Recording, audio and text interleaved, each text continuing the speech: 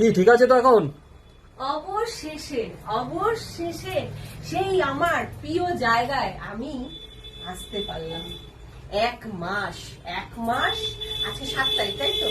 1 মাস 5 দিন বাদে মানে সুন্দরভাবে এখানে এসে আমি দাঁড়িয়ে এই আয়নাটা আমি নিজেকে দেখতে পাচ্ছি। তাই মানে আমার যে কি ভেতরে কষ্ট হচ্ছিল আমি এটা যদি কাউকে বোঝাতে পারতাম।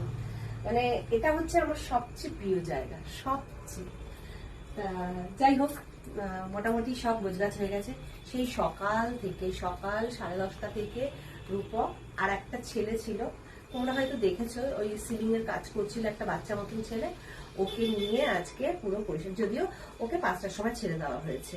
5টা থেকে 1 ঘন্টা 2 ঘন্টা 3 ঘন্টা 4 ঘন্টা হতে যায়, একা করেছে সব। আর সকাল থেকে ও 4-5 ঘন্টা ও ছিল সাথে, মানে আর